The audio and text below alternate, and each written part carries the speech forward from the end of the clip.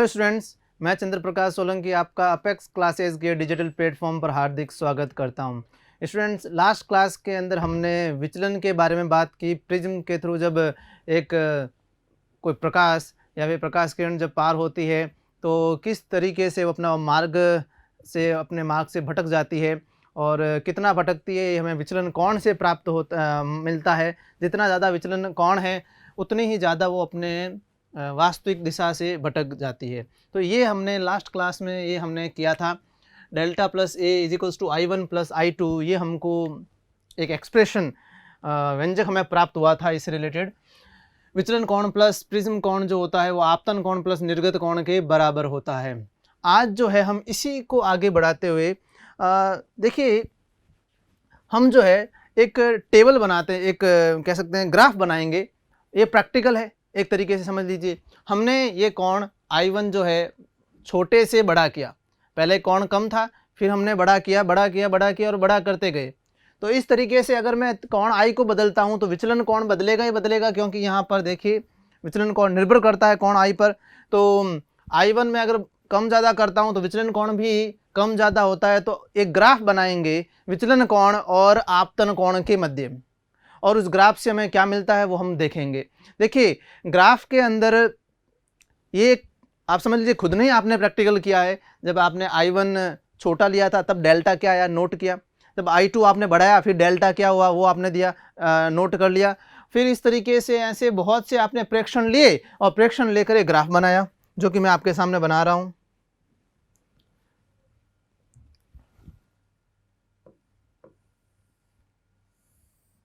एक ग्राफ है,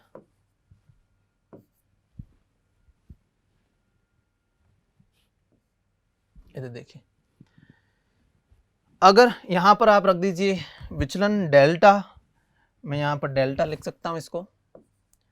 यहाँ पर विचलन कोण रहेंगे, यहाँ पर आपतन कोण रहेगा, ठीक है, ओके। अब आपने ग्राफ बनाना स्टार्ट किया। जब आप ग्राफ बनाएंगे तो आपको कुछ इस तरह का ग्राफ मिलेगा।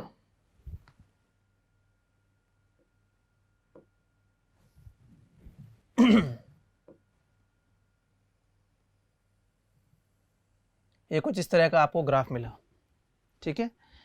अब इस ग्राफ से स्पष्ट है एक चीज़ कि देखिए, हर एक अलग डेल्टा के लिए, विचलन कोण के लिए आपको एक दो आपतन कोण मिलते हैं, मतलब दो कोण आपको प्राप्त होते हैं। कैसे बताता हूँ। जैसे इस वाले के लिए बात करें, ये एक डेल्टा है, ये कोई विचलन है। इस विचलन के लिए आप देखेंगे दो कोण है। एक कोण इस विचलन के लिए ये प्राप्त होता है और एक कोण इस विचलन के लिए ये प्राप्त होता है। देखिए, ये ग्राफ बन चुका है, प्रैक्टिकल कर लिया, ग्राफ बन गया। अब इस ग्राफ को थोड़ा समझ रहे हैं तो हर एक विचलन कोण के लिए हमें दो कोण प्राप्त हो रहे हैं आपतन, जबकि ऐसा नहीं है। इसमें ये है कि इस इंस्टेंट पर जो ये विचलन कोण है उस समय ये वाला कोण आपतन कोण होगा और ये वाला जो कोण है वो निर्गत कोण होता है। समझ रहे हैं आप जब भी ये बनाएंगे तब आपको मालूम पड़ जाएगा ये वाला जो कोण है वो आपतन कोण। इस विचलन के लिए जो ये वाला जो कोण बना वो आपतन कोण है और ये वाला जो कोण बनेगा वो है आपका निर्गत कोण। एक नया जो नेक्स्ट वाले के लिए बात करें, ये एक और विचलन है। इस विचलन के लिए ये जो कोण मिला है यहाँ पर, ये फिर से एक आपतन कोण है और ये इसी के लिए, इसी आपतन कोण के लिए ये निर्गत कोण हो गया, ठीक है। तो इसका मीनिंग है ये एक आपतन कोण मिलता है और एक होता है निर्गत कोण। निर्गत कोण अपने आप ही मिल जाता है। अगर आप ग्राफ आपने बनाया है, खुद प्रैक्टिकल किया है, तो आपको जो निर्गत कोण आपको प्रैक्टिकली मिला है और यहाँ से वो दोनों सेम होंगे। ओके, आगे बढ़ते हैं।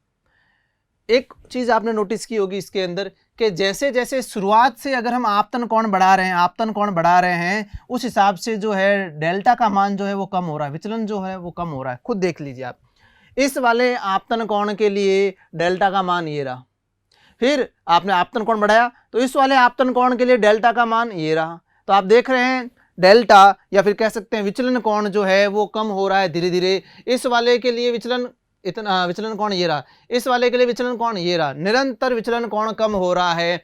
परंतु आप देखेंगे एक कंडीशन ऐसी आती है इस जगह पर, एक ऐसी जगह है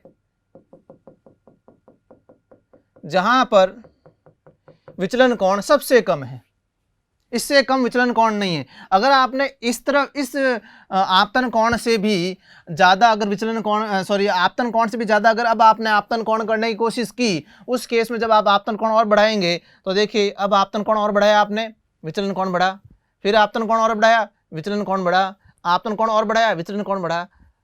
तो पहले शुरुआत में आपतन कोण आप धीरे धीरे बढ़ा रहे हो, विचलन कोण भी बढ़ रहा है, फिर आप एक समय पर विचलन कोण न्यूनतम आता है एक आपतन कोण पर, और उसके बाद में आपने फिर से अगर बढ़ाना कोशिश की आपतन कोण को तो उस समय विचलन कोण भी वापस बढ़ेगा, जैसा कि आप देख रहे हैं।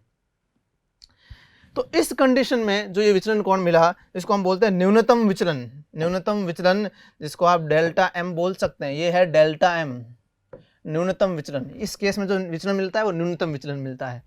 अब आप इस कंडीशन में एक चीज नोटिस करेंगे कि इस न्यूनतम विचलन के लिए कोई दो कोण है ही नहीं, बाकी जितने भी विचलन थे उन सब के लिए दो कोण थे, उसमें एक कोण था आपतन और दूसरा कोण था निर्गत। इस वाले के लिए सिर्फ एक ही कोण है। इसका मीनिंग ये है कि इस जगह पर, या फिर कह सकते हैं न्यूनतम विचलन के केस में आपतन कोण और निर्गत कोण आपस में बराबर होते हैं, ठीक है, क्योंकि एक ही बिंदु मिला, बाकी हर एक विचलन के लिए दो दो बिंदु मिलते हैं, एक आपतन होता है एक निर्गत कोण होता है। अब यहाँ पर एक ही बिंदु मिला, इसका मतलब आपतन कोण भी यही है, निर्गत कोण भी यही है। इन दोनों ही केस, इस केस में दोनों ही सेम होते हैं, I1 बराबर होता है I2। इस केस के लिए I1 बराबर I2 कह सकते हैं, ठीक है। डैश बोल देता हूँ कि ये दूसरे कोण हो जाएंगे। I1 I2 का कहने का मतलब एक आपतन कोण है और एक निर्गत कोण है, इस कंडीशन में दोनों आपस में बराबर है, ठीक है। तो ये न्यूनतम विचलन की कंडीशन आपको मिल गई। अब हम न्यूनतम विचलन से संबंधित एक डेरिवेशन करने वाले हैं छोटा सा। तो न्यूनतम विचलन का केस तो हम समझ गए। न्यूनतम विचलन के केस में होता क्या है, आपतन कोण और निर्गत कोण आपस में बराबर होते हैं। अब मैं इसके लिए एक डायग्राम बना के न्यूनतम विचलन को एक बार और दिखा देता हूं।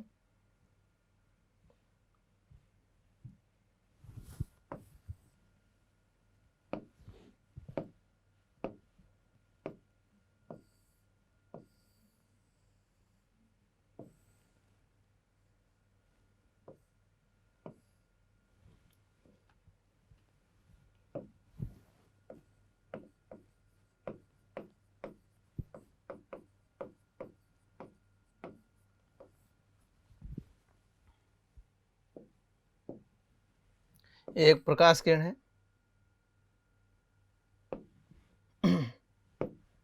ठीक है, और अपवर्तन होता है इसका,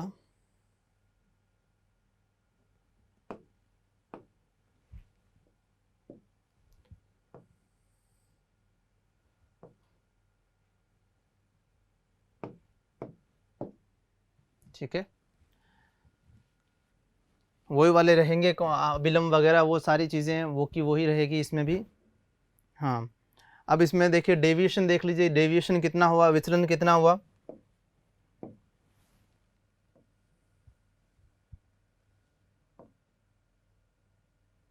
यहाँ पर अभिलंब भी एक बार बना देते हैं, इसमें भी विलंब काम आएंगे अभी हमारे।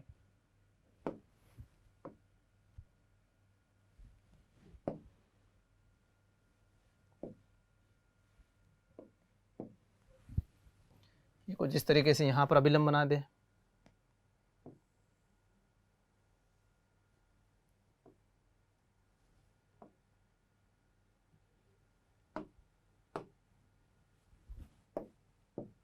यहाँ पर भी एक अभिलंब बना दीजिए, ठीक है। दोनों अभिलंब कहाँ मिलते हैं देख लें भले। अच्छा, हमें कौन से मतलब है, तो यहाँ पर जो कौन बना है, ये कौन बना है I, देखिए आपतन कोण I1 और निर्गत कोण I2। न्यूनतम विचलन के केस में दोनों ही कोण आपस में क्या होते हैं, बराबर। तो मैं कहता हूं वो क्या होगा, I, मान लीजिए वो क्या है, I। अब क्योंकि आपतन कोण आपस में बराबर होते हैं, नहीं आपतन और निर्गत कोण, इस वजह से R1 और R2 ये दोनों भी बराबर हो जाते हैं, जिसको मैं क्या कह सकता हूं, स्मॉल r, ठीक है, इस वजह से। ओके, तो इसलिए मैंने इसको I बोला, इस वाले कोण को हमने R बोला है, इसको हमने फिर से आर कह दिया, ये वाला कोण जो है आई। पिछली बार डायग्राम से आपको समझ में आ गया होगा क्या चीज़ है। अब डेविएशन के बारे में बात करें, डेविएशन कितना हुआ, तो डेविएशन के लिए वास्तविक दिशा विचलन कोण के लिए बात करें, मिनिमम विचलन, न्यूनतम विचलन के लिए बात कर रहे हैं ना, तो न्यूनतम विचलन के केस में यहाँ पे देखते हैं क्या होगा।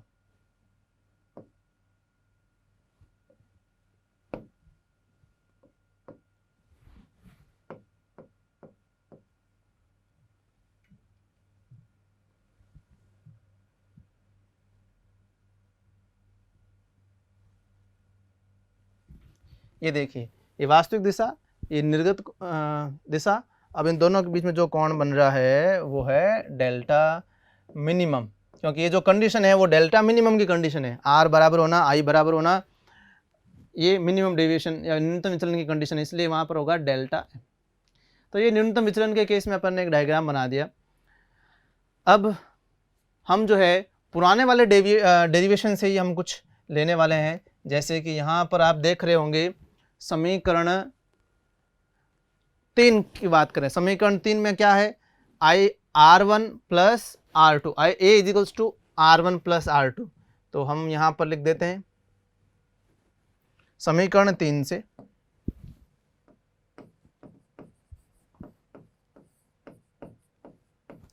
ए इज इक्वल्स टू है R1 प्लस R2। अब क्योंकि न्यूनतम विचलन के केस में आप पढ़ रहे हैं तो R1 और R2 दोनों ही R है, तो A इज इक्वल्स टू क्या हो जाएगा 2R, R प्लस R क्या होता है 2R, then R is equals to क्या हो जाएगा A/2।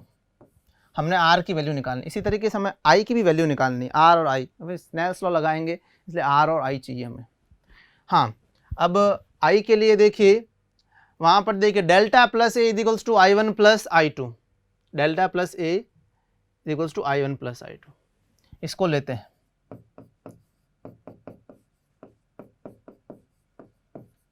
है ना।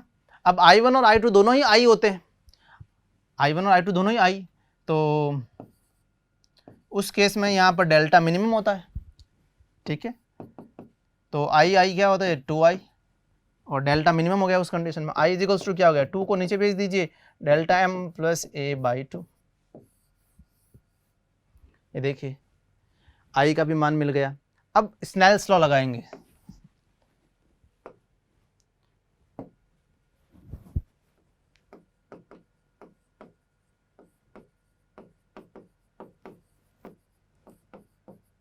स्नेल्स लॉ क्या कहता है, साइन I बटा sine R is equals to μ/1, है ना।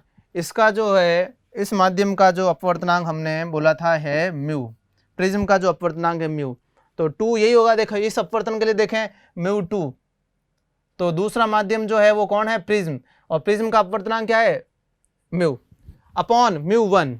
μ1 क्या है, पहला माध्यम हवा, तो μ1 हवा का अपवर्तनांक कितना होता है 1, तो इसलिए म्यू काफ़ी है।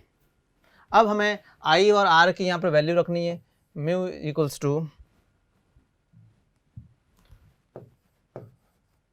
साइन I का मान कितना है डेल्टा M प्लस A/2, ठीक है, अपॉन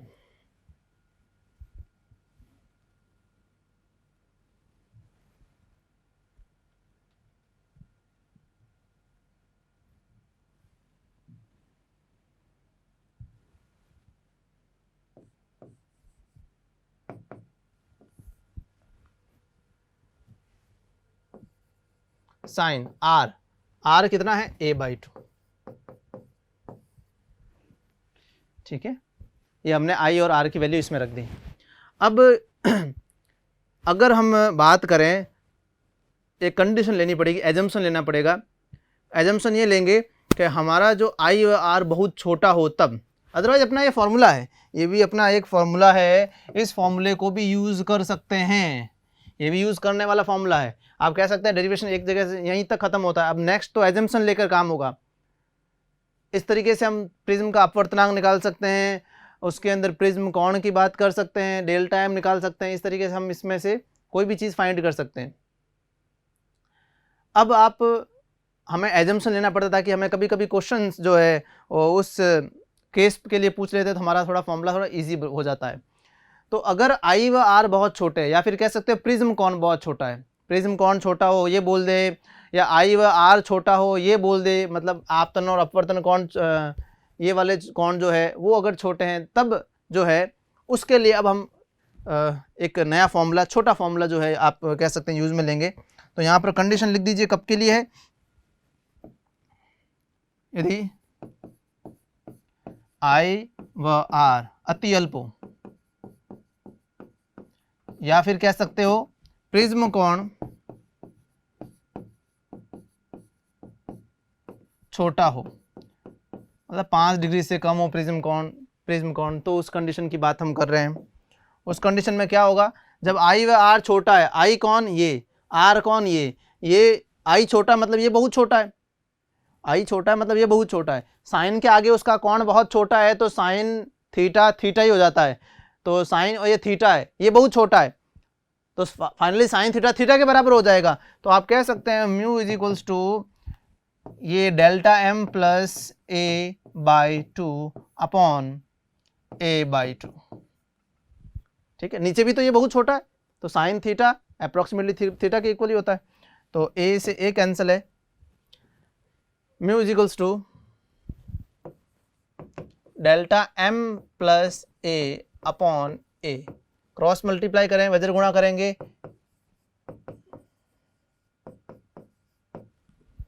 इसको इधर ले आए तो delta M is equals to minimum deviation is equals to mu A minus A, तो डेल्टा एम का जो मान हो जाएगा, ए कॉमन है, ए कॉमन आ जाएगा, बचेगा क्या म्यू माइनस 1। ये एक फॉर्मूला है जो कि आप इसको भी यूज़ में ले सकते हैं, बट ध्यान रखना क्या एजम्पशन मान के हमने ये फॉर्मूला बनाया है, ठीक है, तो वो चीज़ भी ध्यान रखना। तो यहाँ से भी पता चल रहा है मिनिमम डेविएशन जो है अपवर्तनांक पर और प्रिज्म कोण पर निर्भर करता है। अब अपवर्तनांक पर निर्भर करता है, इसका मतलब प्रिज्म के पदार्थ पर भी निर्भर करता है ना। तो ये हमने मिनिमम डेविएशन, न्यूनतम विचलन की जो कंडीशन है वो हमने यहाँ पर प्राप्त कर ली। अब यहाँ पर हमारा ये कह सकते हैं विचलन जो है वो एंड हो गया। अब विचलन के बाद में हम बात करेंगे प्रिज्म के कारण जो एक दूसरा जो घटना जो होती है, कौन सी घटना, विक्षेपण। इस दूसरी घटना के बारे में बात की जाएगी। अब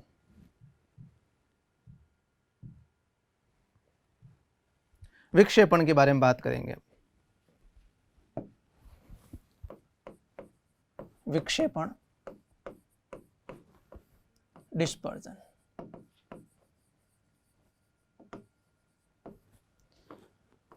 प्रिज्म से जब प्रकाश निकलता है तो दो घटनाएं होती है, विचलन जो कि हमने पढ़ लिया है, और अब पढ़ रहे हैं अपन विक्षेपण, ठीक है। विक्षेपण क्या है, जब एक श्वेत प्रकाश जो है, श्वेत प्रकाश मतलब सन से आने वाला प्रकाश समझ लीजिए, जब एक प्रिज्म से पार होता है तो 7 कलर में विभक्त हो जाता है, फिर वो श्वेत प्रकाश में दिखता है 7 कलर दिखते हैं, ऐसा होना विक्षेपण कहलाता है।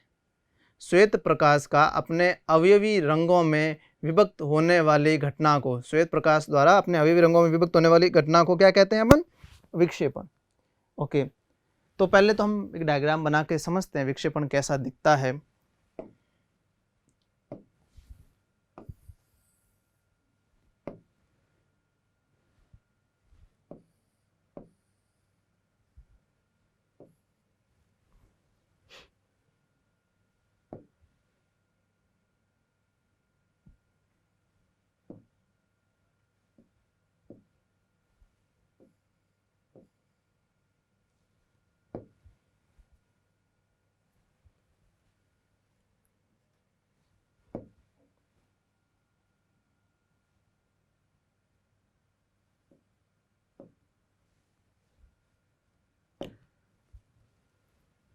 अब इस पे एक प्रकाश किरण आती है,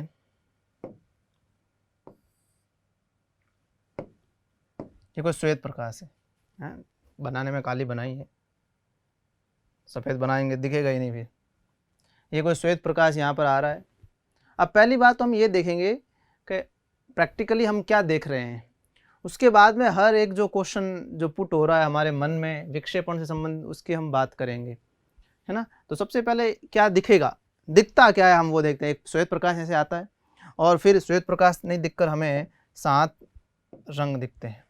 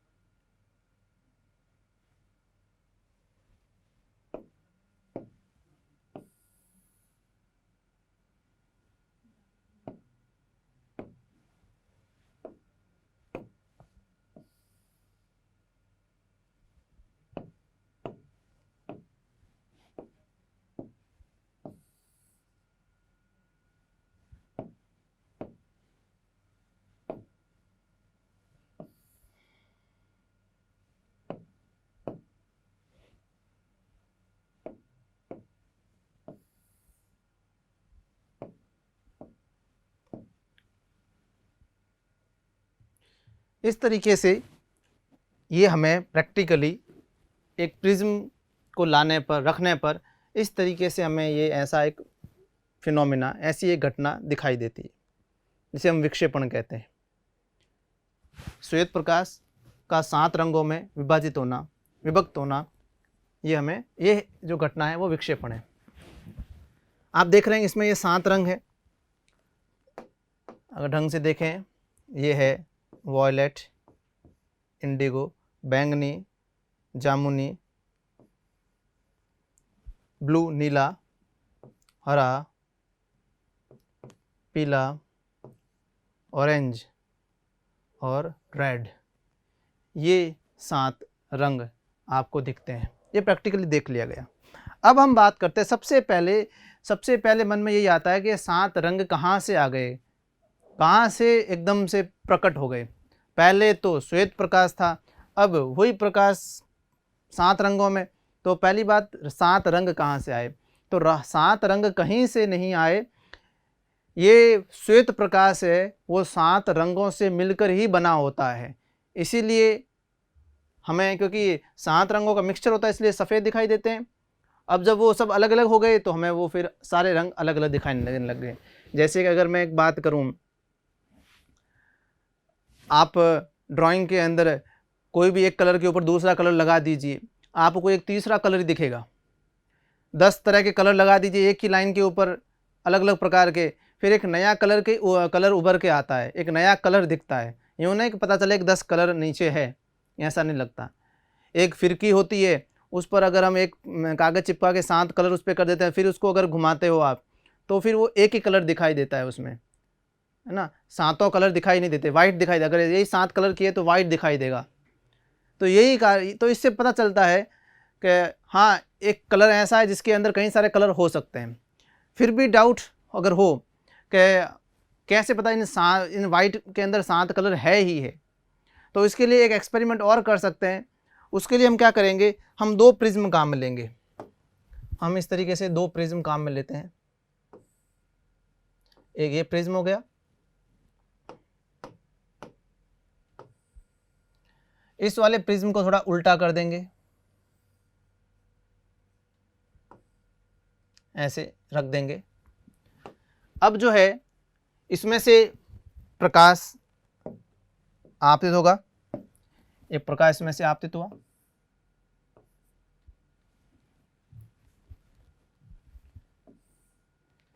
तो ये 7 कलर में विभक्त हो गया। हमने 7 कलर नहीं दिखाए हैं जानबूझ के, 2 ही कलर दिखा दिए, ये लाल और ये कह सकते हैं बैंगनी, ये 2 कलर हो गए, दिखा दिए। एक से ये 2 निकले। या फिर मैं आपको ढंग से अगर दिखाऊं,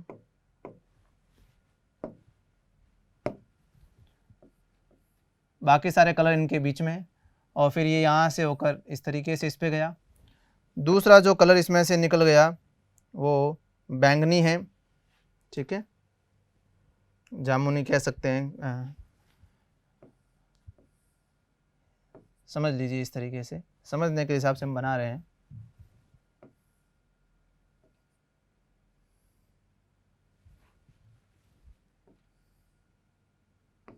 इस तरीके से, ठीक। अब जब इस पर गिरेगा प्रिज्म पर, तो फाइनली क्या होगा, जैसे अब ये प्रिज्म उल्टा था तो सारा उल्टा काम होगा। ये कलर को बिखेरने के लिए काम आएगा, तो ये क्या होगा, यहाँ से जब प्रकाश निकलेगा तो आप देख रहे होंगे कलर वापस रिकम्बाइंड हो रहे हैं, पास पास जा रहे हैं। ये वाला तो कुछ इस तरीके से,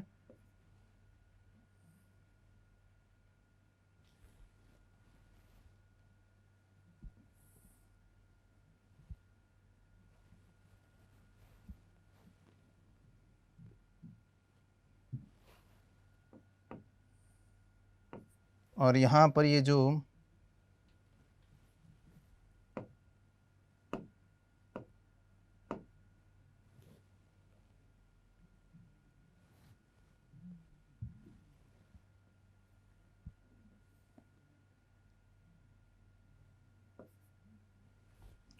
फाइनली ये दोनों पास पास आ जाते हैं इस तरीके से, और जब निकलना होगा तब ये वापस जो है रिकम्बाइंड होकर इस तरीके से बाहर निकल जाते हैं। तो ये इससे मालूम पड़ जाता है कि हाँ, श्वेत प्रकाश में 7 कलर है। श्वेत प्रकाश आया 7 कलर, क्योंकि बिखर रहे हैं। फिर इस पे आया, वो 7 कलर देखा पास आ रहे हैं, और इसके आने के बाद और पास आ गए, इसमें से एक बार और अपवर्तन होने के बाद और पास आ गए, और अब देखो बाहर कोई कलर नहीं दिखाई देता। इसका मतलब 7 कलर मर्ज होकर व्हाइट बन गया, तभी आगे कुछ नहीं, आगे श्वेत प्रकाश दिख रहा है। इसका मतलब 7 कलर जो एंटर किया था वो कहाँ गया। तो अब इससे स्पष्ट है कि हाँ, ये जो श्वेत प्रकाश है वो 7 कलर से मिलकर बना है।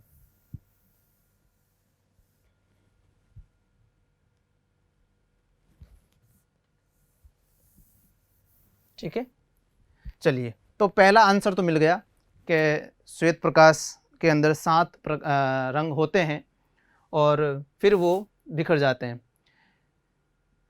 जब एक प्रिज्म से पास होते हैं, एक अपवर्तक माध्यम से पास होते हैं और इसी पैटर्न में विभक्त हो जाते हैं। तो ये जो रंगों का जो ये बैंड है, रंगों का ये जो सुव्यवस्थित क्रम है, इसे हम स्पेक्ट्रम बोलते हैं। क्या बोलते हैं? स्पेक्ट्रम। ये स्पेक्ट्रम है।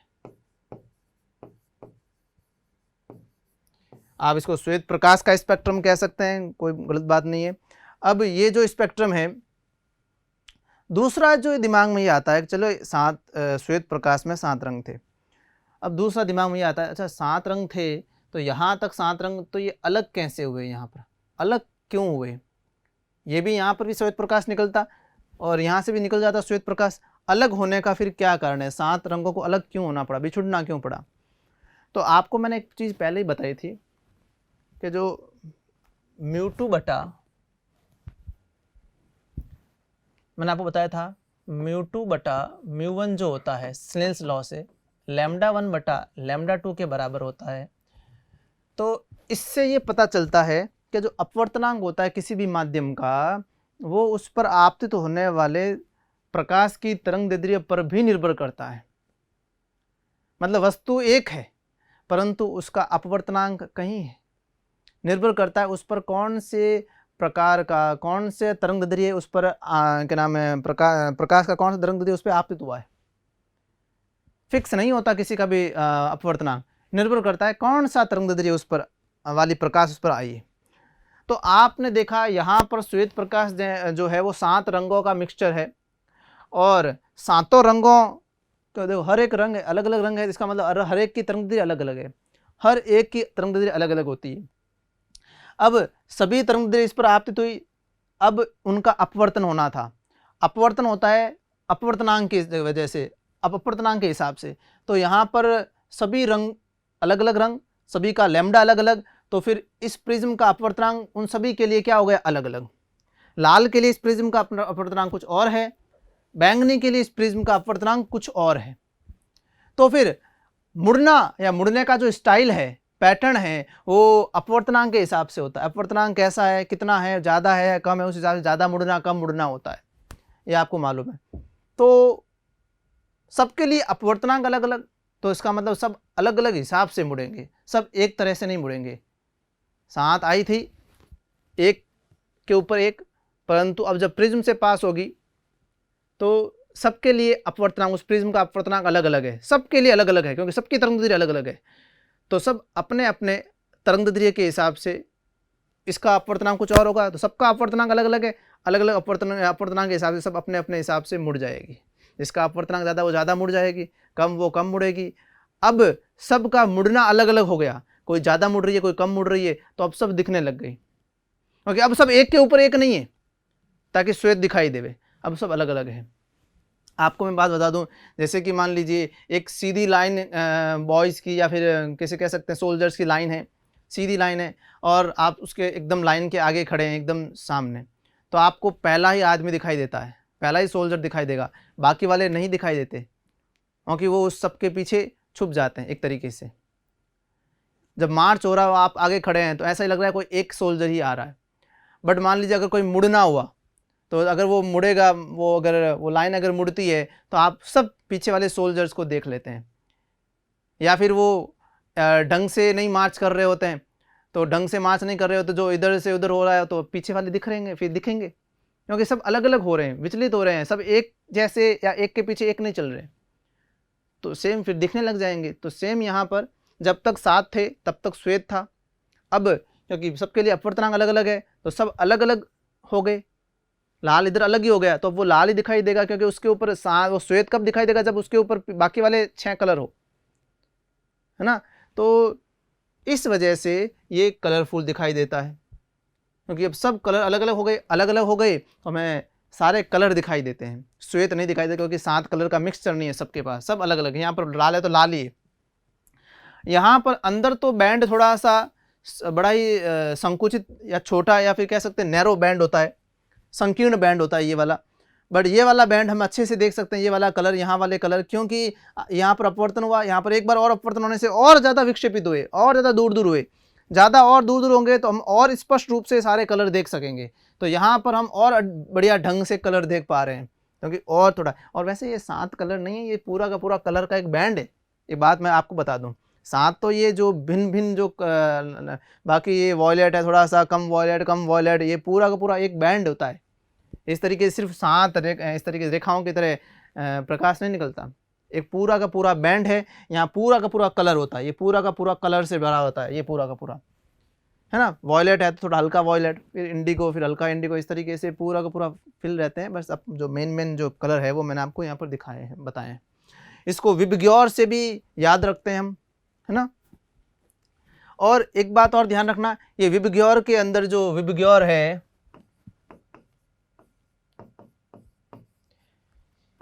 ये लैम्डा का बढ़ता हुआ क्रम है। जब आप बोल रहे हो विबग्योर,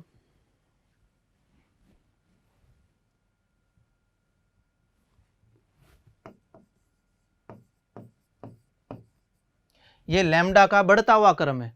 मतलब लैम्डा इसमें कम होता है, इसका ज़्यादा, इसका ज़्यादा, ये उससे भी ज़्यादा, इससे भी ज़्यादा, इससे भी सबसे ज़्यादा। मतलब इस बैंड के अंदर सबसे ज़्यादा लैम्डा तरंगदैर्घ्य किसके पास है? लाल के पास। सबसे कम तरंगदैर्घ्य किसके पास है? बैंगनी, वॉयलेट के पास। तो ये बढ़ता हुआ तरंगदैर्घ्य का पैटर्न आपको मैंने पहले भी बताया था स्टार्टिंग के अंदर, है ना, विबग्योर वाला। अब हम अब दूसरा क्वेश्चन का आंसर मिल गया। अगर 7 कलर से मिलकर बना है तो फिर अलग क्यों हो जाते हैं? क्योंकि सबका लैम्डा अलग और अपवर्तनांक लैम्डा पर निर्भर करता है। लैम्डा सबका अलग, सबका अपवर्तनांक अलग, तो मुड़ने का स्टाइल सबका अलग, और सब अलग अलग स्टाइल से मुड़ेंगे। कोई कम कोई ज़्यादा मुड़ेगा तो सब दिखने लग जाएंगे, नहीं तो तब तक तो छुपे हुए थे। तीसरा क्वेश्चन ये पुट होता है, कौन कम बैंड होगा, कौन ज़्यादा बैंड होगा, ये हमें देखना है। तो उसके लिए हम देखिए, ये वाला सूत्र पहले से बता चुका हूँ। इसके अंदर ये स्पष्ट होता है कि जो अपवर्तनांक जो है लैम्डा की व्युत्क्रमानुपाती है। अपवर्तनांक 2 वालों को देखो, 1 वालों को देखो, नहीं लगता कि तरंगदैर्घ्य और अपवर्तनांक दोनों जो है एक दूसरे के व्युत्क्रमानुपाती होते हैं, जैसे कि आप देख रहे हो।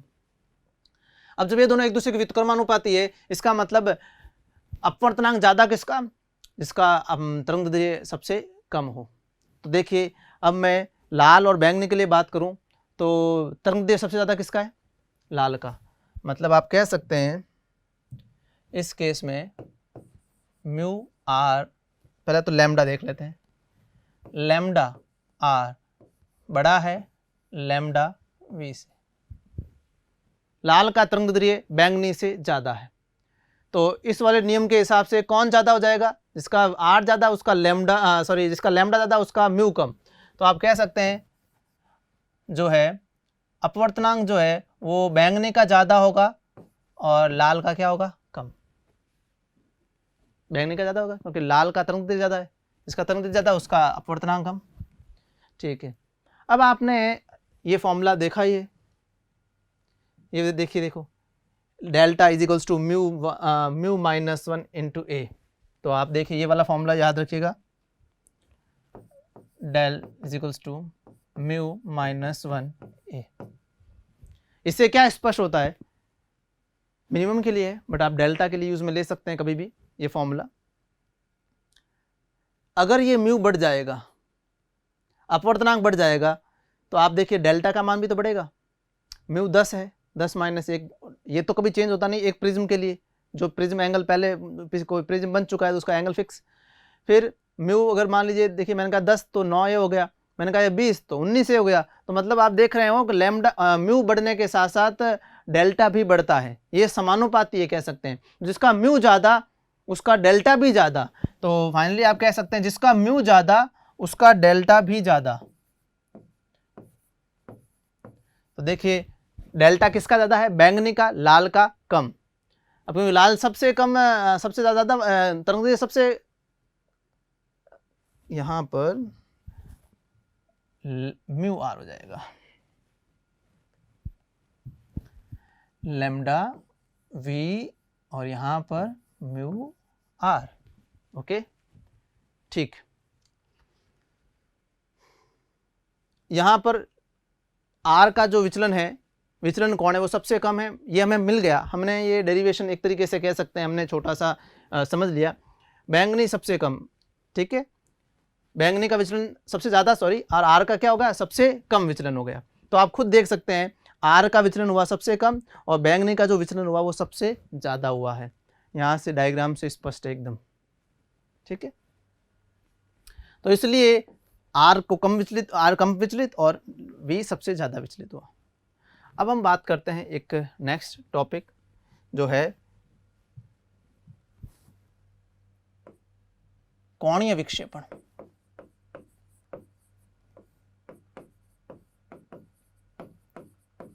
कोणीय विक्षेपण, जिसको आप थीटा भी कह सकते हैं। कोणीय विक्षेपण थीटा क्या होता है? Angular dispersion.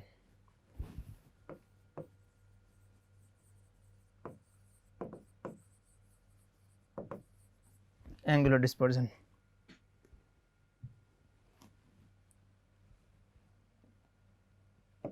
ये कोई एक प्रिज्म है,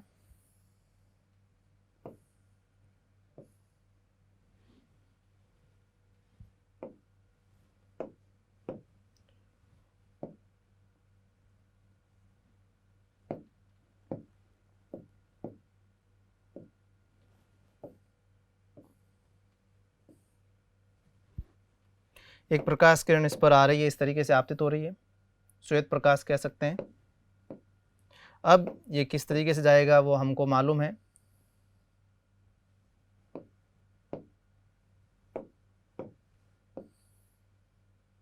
मैं सिर्फ लाल और बैंगनी के लिए बता रहा हूँ, बाकी आपको मालूम बाकी सारी प्रकाश किरणें कैसे जाएगी, है ना, उस सब के बारे में आप बता सकते हैं।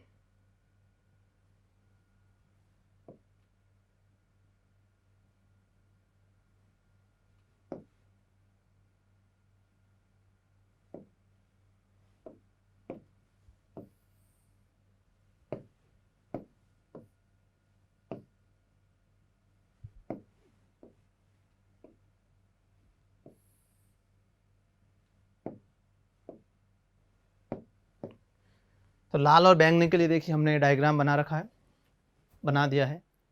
अब पहली बात, कोणीय विक्षेपण होता क्या है? कोणीय विक्षेपण अगर बात करें, जो अंतिम कलर होते हैं, जो सीमांत कलर होते हैं, सीमांत रंग जो कह सकते हो आप, उनके मध्य कोणीय विस्थापन कह सकते हैं, उनके मध्य जो विचलन है वो कह सकते हैं। किनके मध्य विचलन?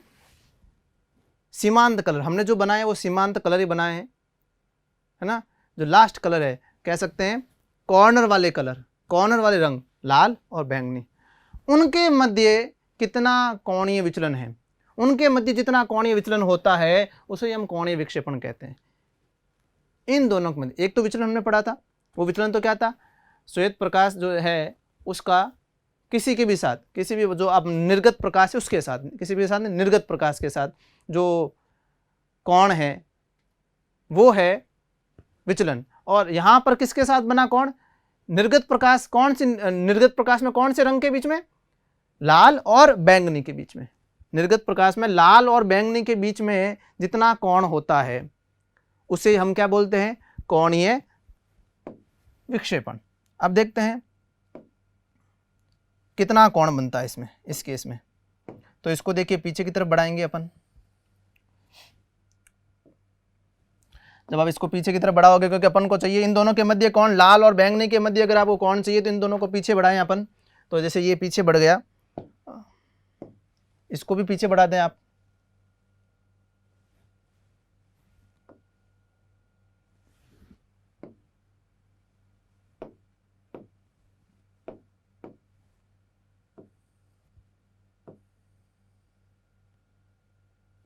यहां पर जो कोण बनता है, ठीक है,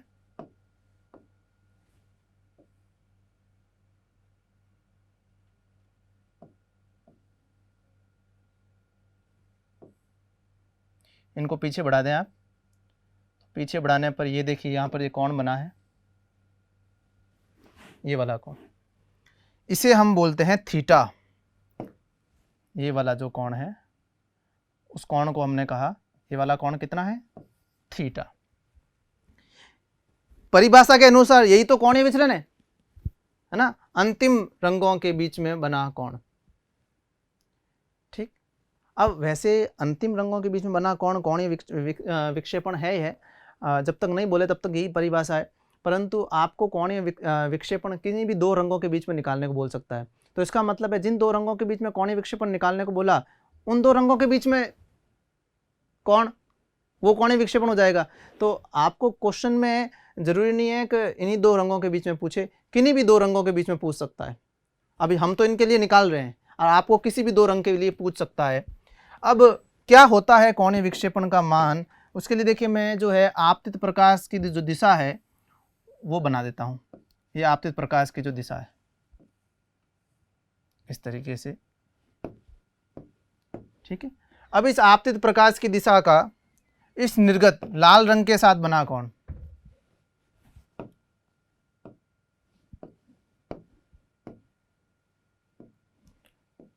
इस वाले कोण को क्या कहेंगे?